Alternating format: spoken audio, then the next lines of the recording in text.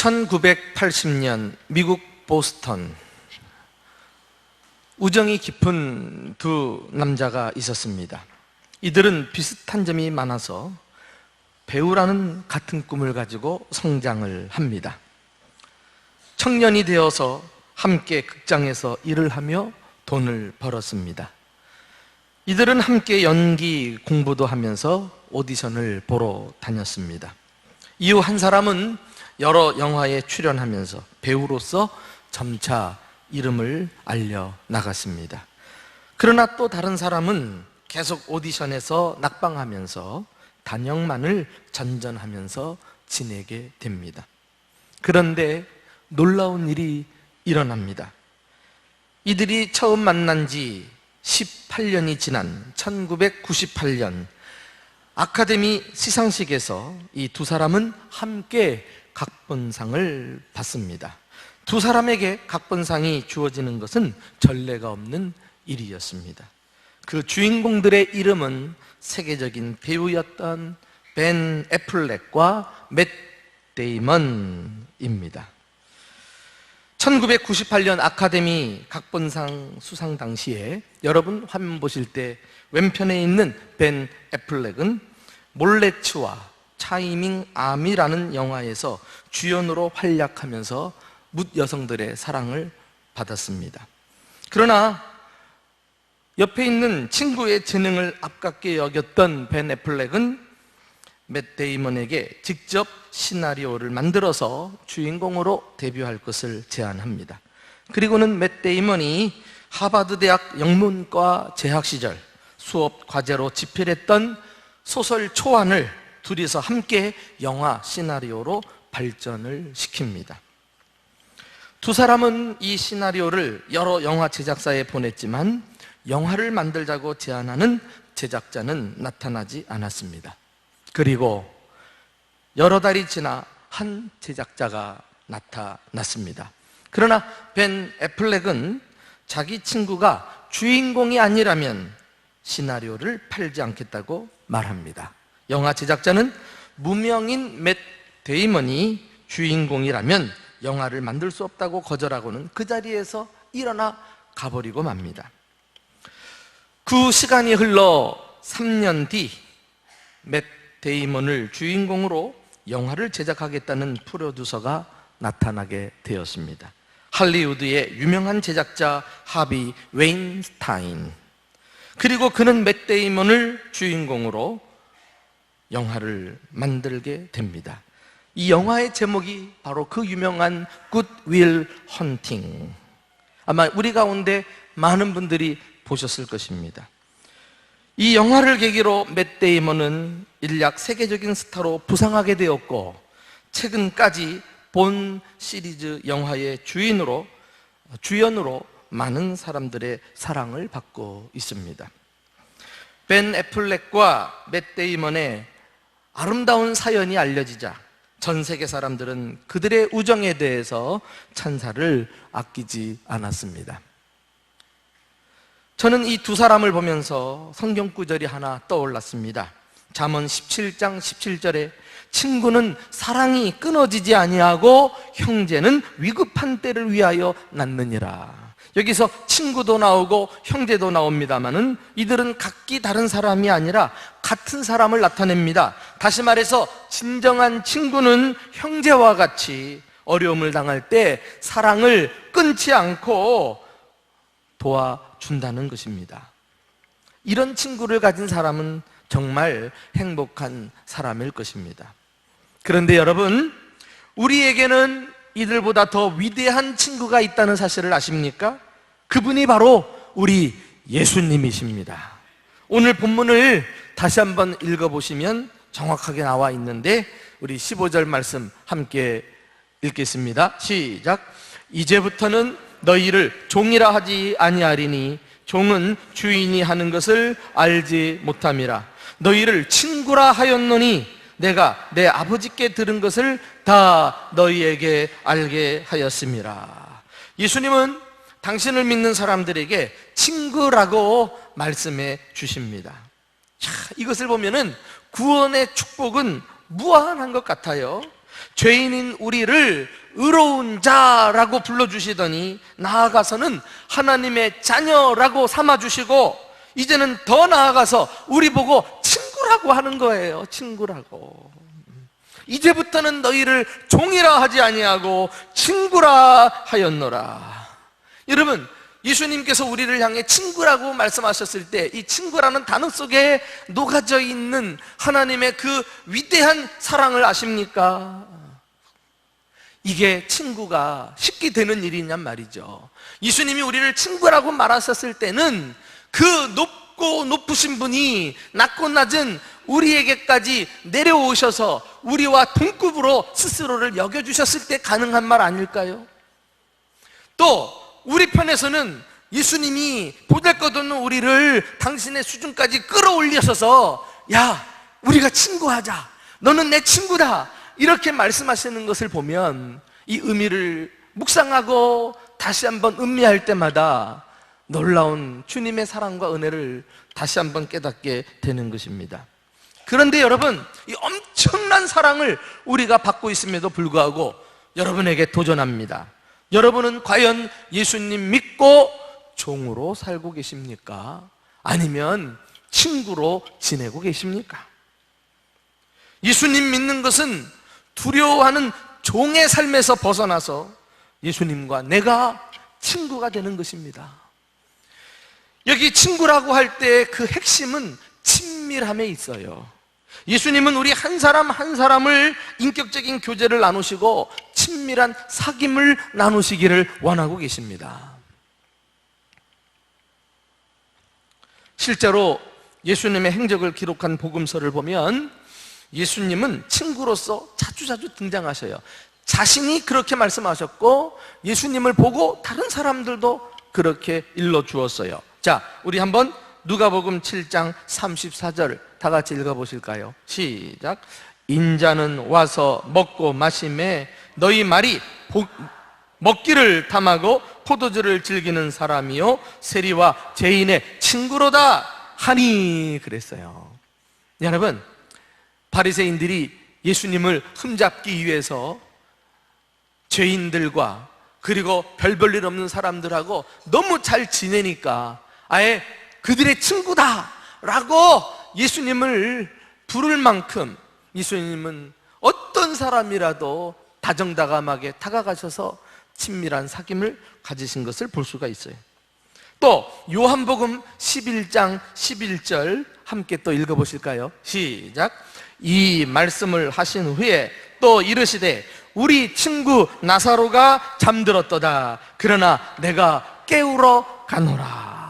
나사로가 죽었을 때 나사로를 살리러 가자 이렇게 말씀하셔도 될 텐데 함께 있는 제자들에게 우리 친구 나사로. 여러분, 정말 따뜻한 말 아닙니까? 예수님은 이 우리라는 말을 누구보다도 즐겨 사용하셨던 것 같아요. 예, 우리 친구, 우리 친구. 저도 잘 사용하는 단어 중에 하나가 우리라고 하는 말이거든요. 그래서 한 번은 내 아내에게 누군가를 소개시켜 줄 때 우리 아내입니다 그랬더니 배꼽을 잡고 웃는 거예요. 아니, 목사님 아내면 안 했지 왜 우리 아내입니까? 그러더라고요.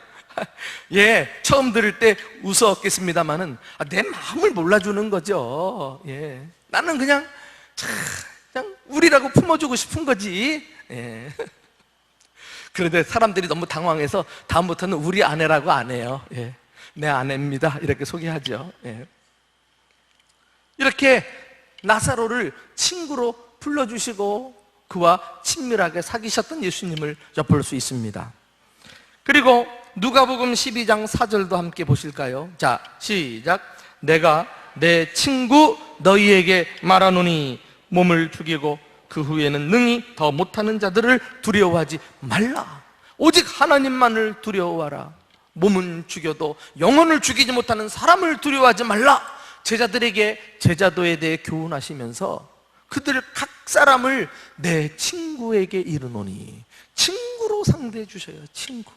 예수님과 제자들이 함께 한다는 것 자체가 상상할 수 없지요. 스승과 제자입니다. 하나님과 인간입니다. 그리고 구주와 죄인입니다. 그런데 주님은 그들을 끌어올리시고 당신은 지극히 낮추셔서 내 친구들아, 내 친구들아, 이렇게 주님께서 친구 관계를 맺으시고 교제를 나누어 주셨습니다. 이것이 바로 신앙생활인 것입니다. 우리가 주님을 멀찍이 두고 그리고 신앙생활을 하는 것은 주님이 원치 않으십니다. 너는 내 친구다, 우리 친구다, 자 가까이 나와서 나와 사귀자구나, 이것이 주님의 바람인 것입니다. 그러나 여러분, 사이가 좋다고 다 진정한 친구는 아니죠. 사랑 없이 때로는 서로를 이용하기 위해서 모이는 악한 친구들도 있습니다. 예를 들면 누가복음 23장 12절에 헤롯과 빌라도는 전에는 원수였으나 당일에 서로 친구가 되니라, 이런 말씀이 있거든요. 참 재밌는 말씀입니다. 헤롯과 빌라도, 당시 팔레스타인을 다스리던 권력자들인데 서로 알력을 가지고 경쟁하던 이런 사람들입니다. 원수처럼 지냈어요. 그런데 예수를 죽이는 일에 둘이 딱 만나가지고는 아주 사이 좋은 친구처럼 결탁을 하는 거예요. 여러분, 우리가 살아가면서 이런 관계가 제법 있습니다. 선한 목적이 아니고 불순한 동기로 불순한 목적을 이루기 위해서 별로 친하지 않은 사람들이 딱 밀착할 때 그들이 끝까지 그 관계를 유지할 수 있느냐는 말이에요. 서로 너무 잘 알아요, 못된 거. 그러니까 처음 같이 볼 때는 친한 것 같은데 돌아서면 이제 서로 흉보는 거죠. 이런 관계 가지고 오래 갈 수 있겠느냐 말이에요. 주님은 이런 관계를 맺고 신앙생활하는 것을 원치 않으실 것입니다. 과연 진정한 친구는 어떤 친구일까요? 그리고 과연 누가 예수님의 진정한 친구일까요? 오늘 예수님께서 주신 짧은 구절들을 가지고 진정한 친구됨에 대해서 말씀을 나누고 싶습니다. 첫째로, 진정한 친구는 자기 목숨을 내어 주는 사람입니다. 우리 13절이 그렇게 말씀하고 있죠? 우리 다 같이 읽어보실까요? 시작. 사람이 친구를 위하여 자기 목숨을 버리면 이보다 더 큰 사랑이 없나니, 그리했어요. 왜 자기 목숨을 내어줍니까? 그만큼 친구를 사랑하니까요. 우리는 친구를 위해 금전적인 도움을 줄 수 있어요. 그리고 친구와 함께 오랜 시간 있어줄 수도 있습니다. 친구를 위해서 대신 어려운 일을 맡아줄 수도 있어요. 그러나 자기 목숨을 내어줄 정도로 친구를 사랑하기란 쉽지 않습니다. 그래서 예수님이 말씀하고 계시는 거예요. 이 세상에서 가장 큰 사랑은 친구를 위해 자기 목숨을 내주는 것이다. 우리는 이 말씀에서 우리를 위해 기꺼이 자신의 목숨을 내어주신 예수 그리스도의 사랑을 발견하게 됩니다. 마가복음의 요절이라고 할 수 있는 마가복음 10장 45절에 이 의미가 담겨져 있지요. 자, 우리 한번 예수님이 오신 목적이 무엇인가 함께 들여다보실까요? 시작. 인자가 온 것은 섬김을 받으려 함이 아니라 도리어 섬기려 하고 자기 목숨을 많은 사람의 대속물로 주려 함이니라. 그렇습니다. 예수님은 아셨습니다. 내가 이 땅에 온 목적 자체가 내 목숨을 주려 합니다, 이런 의미 아니겠어요? 그것을 표현하기 위해서 오늘 본문에 중요한 단어가 하나 나오는데 바로 대속물이라는 단어예요. 대속물이 뭡니까? 대신 내는 속전 아니에요? 속전이 뭡니까? 생명을 대신 내는, 생명을 위해서 대신 내는 어떤 지불금과도 같은 거예요. 당시 포로나 노예들을 해방시키기 위해서 그들이 너무나 불쌍한 거 있죠. 그래서 주인을 찾아가서 그 값을 치르면 그들을 데려다가 풀어주고 자유롭게 하는 일이 더러 있었지 않았겠어요? 그때 내는 지불금이 속전이에요, 속전. 예수님은 죄와 죽음의 노예 상태에 있는 우리를 구원하시기 위해 십자가에 피 흘려 죽음으로 당신 자신의 목숨으로 대속물을 지불하신 줄로 믿습니다. 그래서 우리에게 자유를 주시고 영원한 생명을 주시고 마귀의 결박을 풀어 이제는 하나님의 자녀로 그리고 예수의 친구로 살아가게까지 해 주신 것입니다.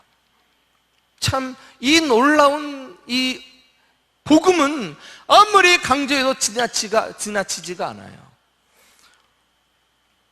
제가 아는 한 이 내용들을 다 담아서 함축하고 있는 한 가지 구절이 있으니 성경 다른 것을 다 잊어도 이 구절만을 기억하고 있어도 성경을 다 아는 것과 같은 그런 효력을 발휘하는 구절을 소개해드리고 싶어요. 그게 바로 로마서 5장 8절이에요. 자, 로마서 5장 8절 말씀 함께 읽어보실까요? 시작. 우리가 아직 죄인 되었을 때에 그리스도께서 우리를 위하여 죽으심으로 하나님께서 우리에게 대한 자기의 사랑을 확증하셨느니라. 이 짧은 본문 속에 세 가지 절대 진리가 함축되어 있죠. 첫째는 우리는 죄인이다 라는 사실이에요. 이 말은 우리는 죄로 인해서 죽은 자다. 왜? 죄의 값은 사망이니까. 죽은 자는 스스로 살아날 수 없으며 스스로를 구원할 수 없는 게 문제예요. 그런데 여기에 복음이 들려집니다. 어떤 복음이요? 그리스도께서 우리를 위하여 죽으셨도다. 우리를 위한다는 말은 우리를 대신해서 당신의 몸으로 대속물이 되셨다는 거예요. 그래서 사망이라는 죄의 값을 지불하시고 당신이 죽으시고 우리를 구원해내신 것을 말씀하고 있습니다. 그리고 세 번째 진리가 나오죠. 하나님께서 우리를 사랑하심을 나타내셨다. 이런 말씀 아니겠어요? 그래서 예수님이 당신의 몸으로 죄값을 지불하시고 구원하신 이 사건이야말로 가장 위대한 하나님의 사랑, 가장 위대한 하나님의 구원임을 성경은 선포하고 있는 것입니다. 여러분, 우리가 지금 구원받았다고 할 때 이 구원은 쉽게 된 일이 아니었어요. 하나님 편에서는 그 아들을 이 땅에 내어주어야만은 뼈아픈 결단이 있으셔야 했고, 예수님은 그 주님의 뜻을 받들어 이 땅에 오셔서 당신의 몸을 십자가에 던져야 하는 이런 순종이 있어야만 했던 것입니다. 그리고 이제는 예수님이 우리에게도 당신을 위한 참된 사랑을 요구하고 계십니다. 어떤 사랑? 나도 너희를 위하여 내 몸을 주었으니 너희도 자신의 몸을 주면서 나를 사랑할 것을 바라고 계시는 것입니다. 여러분, 죽기를 각오한 사람이 무엇을 아끼겠어요? 내 몸과 마음뿐만 아니라 시간과 물질과 재능을 주님 앞에 온전히 드리며 주님을 따라가는 것이 온전한 신앙생활이 아닐까요? 오늘날 한국의 그리스도인들의 숫자가 자꾸 줄어든다는 이야기를 들으며 염려하고 있습니다. 그러나 더 큰 문제는 그나마 지금도 자리를 지키고 있는 그리스도인들 가운데서 주님을 참으로 사랑하는 사람들이 줄어들고 있다는 것이 더 큰 위기가 아닐까요? 그래서 예수를 믿어도 죽기를 각오하고 친구 되신 예수님을 위해 내 몸을 던질 각오로 따르기보다는 때로 내가 유익이 될 때 주님을 따르고, 그렇지 않으면 담았던 발을 빼버리고, 이렇게 편리 위주로 자기 이익을, 실속을 차리는 목적으로 혹시 주님을 따르고 있지는 않은지요? 예수님의 진정한 친구는 그 친구를 위해 자기 목숨을 내어주는 사람입니다. 예수님께서 우리에게 그 큰 사랑을 보여주셨으니 우리도 이제는 주님을 위해 그 사랑을 보여드리며 내 목숨 드리고 그런 각오로 따라야 되지 않을까요? 세상 천지 주님을 다 떠나고 남아있는 사람들이 자기를 위해 주님을 믿는 이런 현실 속에서 우리 대전중부교회 모든 성도들 한 사람 한 사람이 예수 그리스도를 사랑하여 죽음을 각오하고 일평생 따라가는 복된 예수님의 친구들이 되시기를 주님의 이름으로 축원합니다. 두 번째, 진정한 친구는 다른 친구들도 사랑한다는 것입니다. 여기 14절에 너희는 내가 명하는 대로 행하면 곧 나의 친구라 그랬어요. 예수님의 친구는 예수님의 명령에 순종하는 사람입니다. 예수님의 명령이 무엇입니까? 그게 12절에 나오거든요. 우리 한번 다 같이 읽어보실까요? 자, 시작. 내 계명은 곧 내가 너희를 사랑한 것 같이 너희도 서로 사랑하는 이것이니라. 진정한 친구는 그 친구의 친구들까지도 자기 친구로 알고 사랑하는 사람이에요. 예수님의 그 위대한 사랑은 반드시 다른 사람들과의 관계도 확장시켜 줍니다. 그래서 예수님 제대로 믿는 사람은 절대로 편애하지 않습니다. 당을 짓고 모이는 사람들끼리만, 늘 함께하는 사람들하고만 지내지 않습니다. 나와 다른 사람들도 기꺼이 수용하며 포용합니다. 그래서 온전한 사랑을 이루어가는 곳이 바로 교회인 것입니다. 교회가 생각하면 생각할수록 참 신비로운 곳이에요. 세상에 이런 공동체는 없어요. 왜? 세상의 단체는 어떤 목적을 가지고 모이거든요. 그래서 그 목적에 부합한 사람들이 회원으로 신청하고, 그래서 한 뜻, 한 목적을 가지고 모입니다마는, 교회 보세요. 교회는 이게 절대 인위적이지 않아요. 이전에 서로 멀리 있던 사람들이 만나가지고 친밀한 공동체를 이룬 게 교회입니다.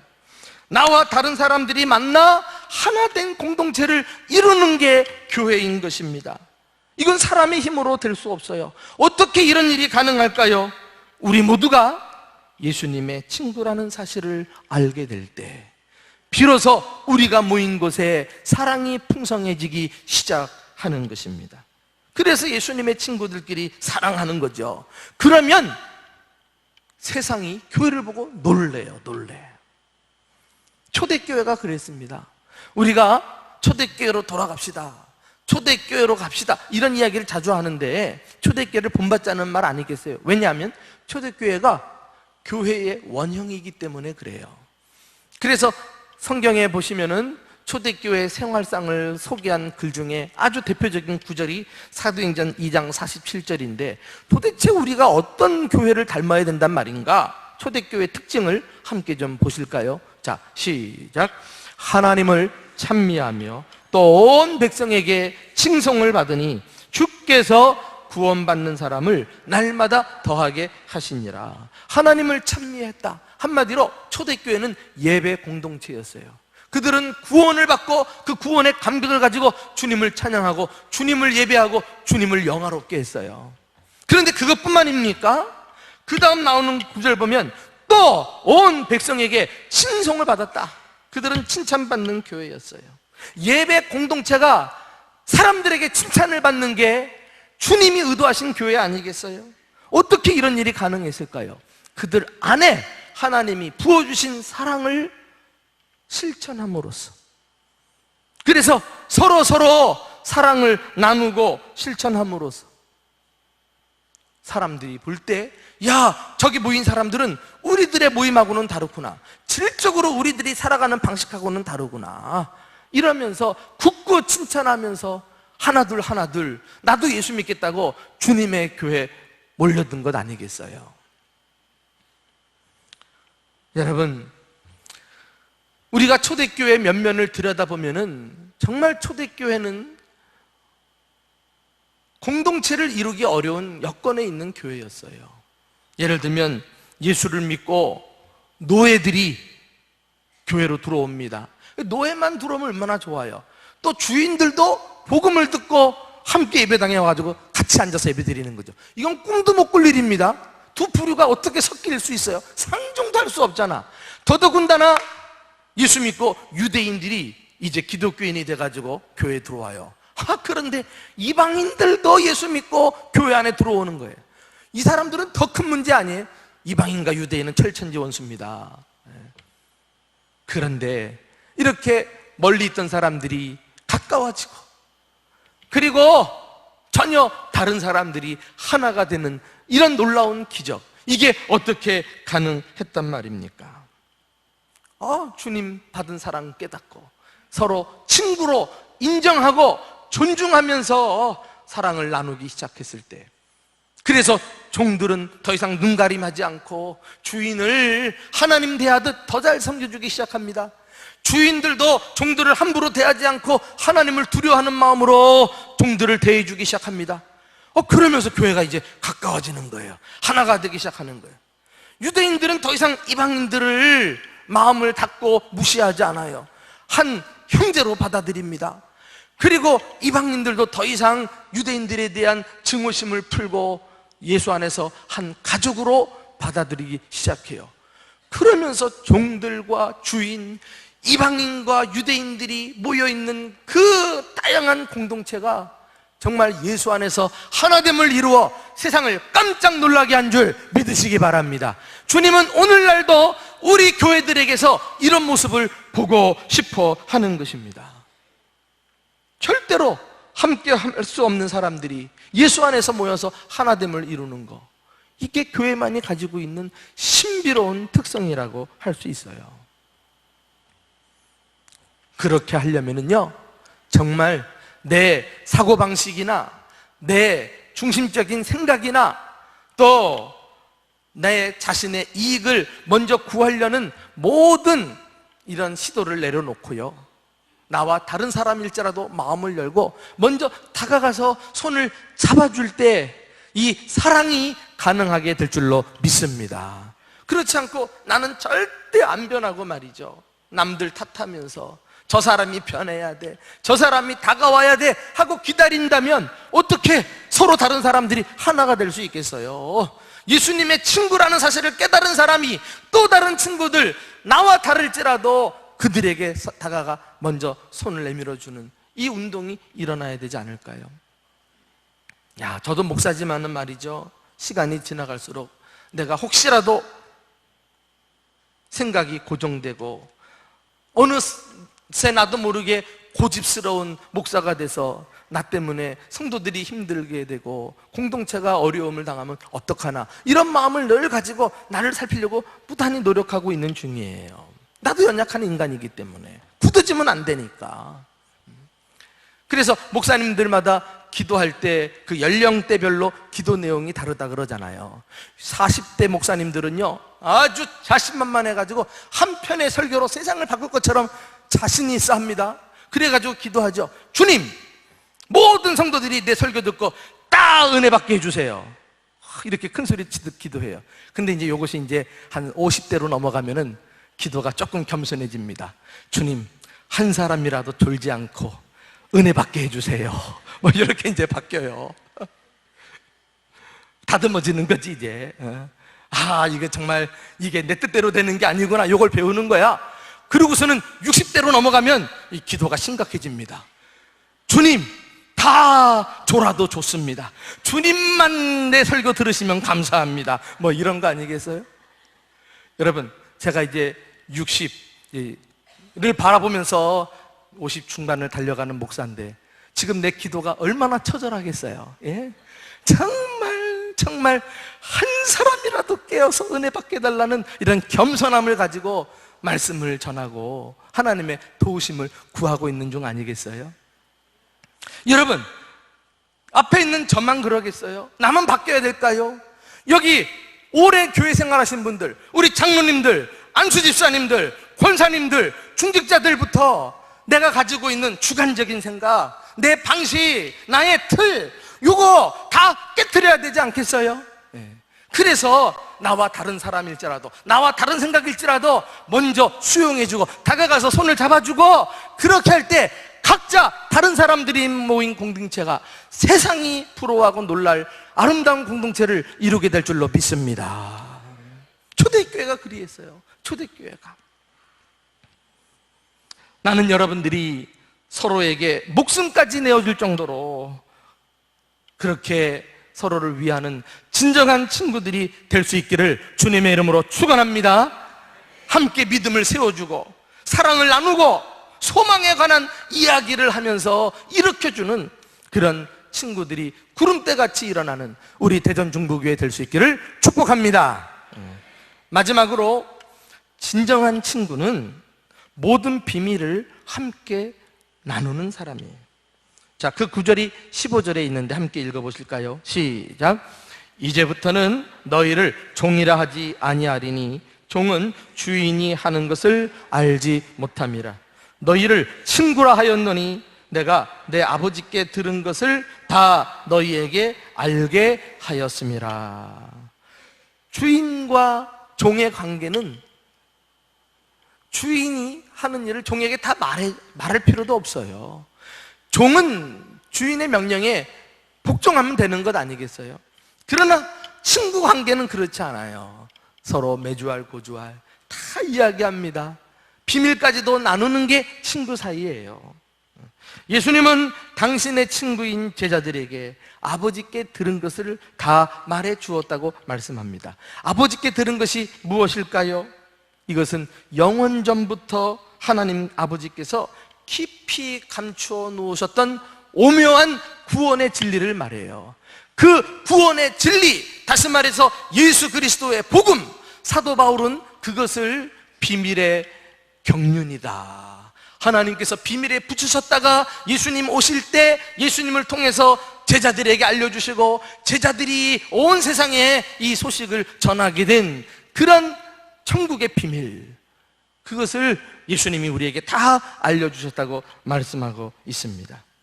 그래서 우리에게 영원한 복음이 전파되고, 그리고 죄인이 참으로 예수 믿고 살아나는 영생의 길이 우리 앞에 열리게 된 줄 믿으시기 바랍니다. 예수님이 우리를 친구로 여겨주시고, 그리고 아마 그 친구가 가지는 가장 큰 특권은 바로 이것이 아닐까 싶어요. 내가 너희에게 다 알려주겠다. 그래서 주님과 나 사이에 비밀이 없이 주님과 친구 사이 하면서 주님께 늘 가까이 가는 성도들마다 주님이 지혜를 주시고 하늘의 은혜를 부어주시고 이 땅에 사는 동안 모든 필요를 공급해 주셔서 주님의 사랑이 막힘없이 흘러가게 하심으로 하나님이 그의 친구들을 보호하시고 인도하시고 그리고 선한 길로 이끌어 주심을 믿으시기 바랍니다. 이게 친구가 누리는 축복이에요. 특권이에요. 구약 성경에도 이런 말씀을 우리는 곳곳에서 찾아볼 수가 있는데, 우리 시편 25편 14절 말씀을 다 같이 읽어보실까요? 시편 25편 14절 시작. 여호와의 친밀함이 경외하는 자에게 있음이요 그 언약을 저희에게 보이시리로다.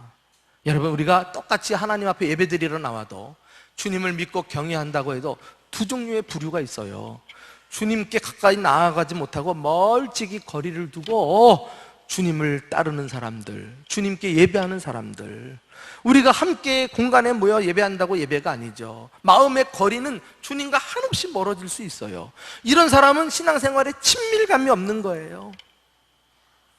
그러나 또 한 부류는 주님 앞에 나와도 바짝바짝 나오는 사람이 있어요.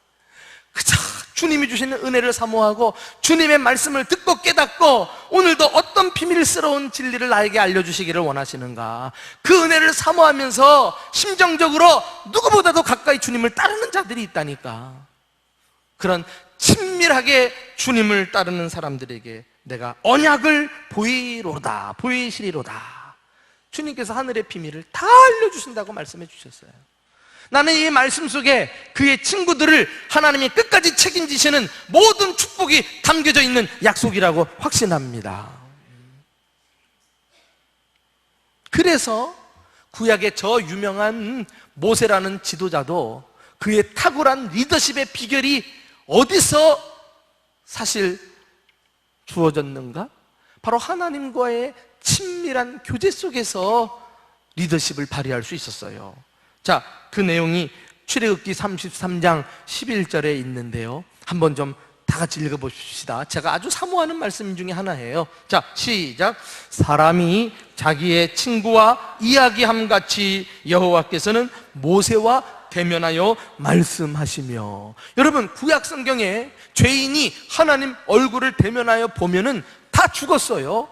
그런데 유독 하나님께서는 모세를 가까이 하시고 모세가 다가올 때마다 얼굴을 대면하여 친구가 이야기하는 것처럼 교제를 나누셨다는 거 아니겠어요? 이 얼마나 부러운 일입니까? 여러분, 우리 대전중부교회 성도들마다 세상에 수많은 성도들이 따라오지 못할 만큼 주님을 친밀하게 가장 가까이에서 그 은혜와 축복을 누리며 살아가는 복된 주님의 친구들 될 수 있기를 예수님의 이름으로 축원합니다. 모세가 어려운 일 당할 때마다 그가 취했던 것은 친구 되시는 주님을 찾은 거예요. 그 앞에 납작 엎드렸어요. 딱 붙어가지고 매주할 고주할 상황을 이야기하니까 친구가 다 도와주잖아. 그래서 위기를 넘어가고 어려움을 헤치고 주님의 도우심의 손길로 수백만 명의 이스라엘 백성들을 이끌 수 있었던 것입니다. 여러분, 이 세상에서 가장 무서운 사람이 누구일까요? 세상이 감당할 수 없는 사람이 누구일까요? 그는 하나님과 친밀하게 사귀는 사람이에요. 그는 하나님과 소통하는 사람입니다. 하나님과 연결되어 있는 사람입니다. 그는 하나님의 뜻을 알고 하나님과 이야기를 나누는 사람이에요. 하나님은 그런 사람을 붙들고 당신의 동역자로 삼으셔서 지금도 그를 통해 일하고 계심을 믿으시기 바랍니다.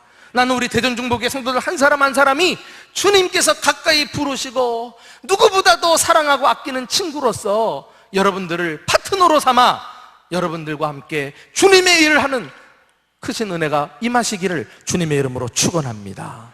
주님이 그런 사람들 그냥 놔두시겠어요? 끝까지 책임져 주시지, 끝까지 보호해 주십니다. 끝까지 하나님께서 필요를 공급해 주실 것입니다.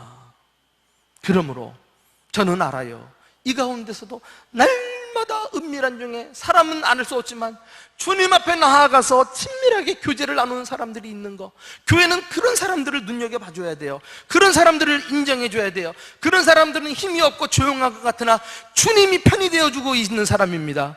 정말 무서운 사람이죠. 그런 사람들이 교회 일꾼이 되고 그런 사람들이 곳곳에서 주님의 일을 맡아 섬길 때 그런 교회가 복을 받지 않겠어요? 주님의 뜻을 아는 사람들인데 주님이 그를 붙들고 사용하시는 건데, 우리 신앙생활 정말 우리가 감당해야 될 여러 가지 내용들이 많이 있지만은 열례를 제쳐두고 주님과의 친밀함을 회복하는 저와 여러분 될 수 있기를 주님의 이름으로 축원합니다. 멀리 있던 분들 주님께 나오세요. 그게 살 길이에요. 주님을 믿어도 친구처럼 다가오세요. 날마다 주님으로부터 오는 말씀을 들으세요. 주의 비밀과 비밀을 함께 나누세요. 그것이 우리가 이 어두운 세상을 살아가는 힘이 되는 것입니다. 여러분에게 도전합니다. 여러분은 예수님의 친구입니까? 진정한 친구는 목숨을 내어줍니다. 이제는 우리가 예수를 죽음을 각오하고 따릅시다. 진정한 친구는 다른 친구들도 사랑해요. 여러분, 우리 대전중보교회만이라도 초대교회의 원형을 따라서 세상교회가 부러워하는 그런 진정 공동체를 이루는 사랑으로 하나 되는 복된 교회 될 수 있기를 주님의 이름으로 축원합니다. 먼저 다가가 손을 잡아주세요. 사랑이 나에게서 먼저 흘러가게 하세요. 사랑을 기다리지 마세요. 내가 베풀면 되는 거예요. 그리고 주님과 함께 모든 것을 친밀하게 나누며 서로 주님의 마음을 알고 그 주님을 위해서 아름답게 헌신하는 예수 그리스도의 친구들이 모이는 복된 공동체가 될 수 있기를 예수님의 이름으로 축원합니다.